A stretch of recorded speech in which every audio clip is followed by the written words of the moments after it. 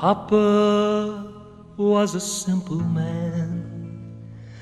Papa loved his farming land. Guess I didn't understand. Please forgive me, Papa.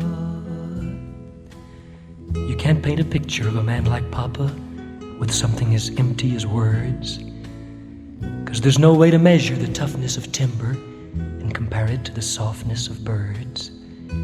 Papa was both, and yet he was neither. Just a hard-working, God-fearing soul. He gave what he had to the ones that he loved, and I guess he loved me best of all.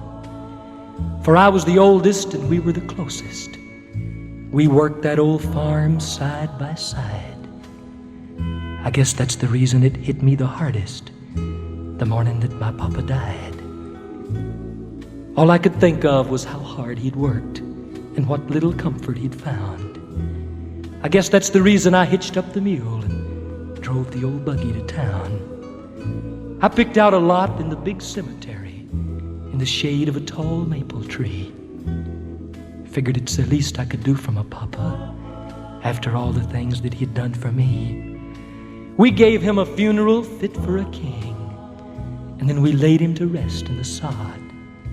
Somehow I thought that in that big pretty place he just might feel closer to God. The women were crying as they passed by Papa. The men stopped and all shook my hand. Most all the mourners had gone when I looked up and noticed this white-haired old man. He was dressed kind of shabby and he walked with a cane. His voice was shaky and low. I had to look twice before I recognized him. He used to work for us a long time ago. They told me this morning that the big boss had died, and I thought that I should come around. I went out to the home place to tell him goodbye. They told me that you done brought him to town. I remember your papa used to say that when he died, he didn't have but one request. He wanted to be buried out there on that farm. Said there wasn't nowhere else that he could rest. When I heard what you'd done, I fetched me a shovel. I found me an old paper sack. I scooped up some dirt from up near the farmhouse and thought that I'd just bring it back. I hope you don't mind if I just sort of scatter these few little pieces of clay. It ain't gonna mess up your pretty green grass. He just might sleep better this way.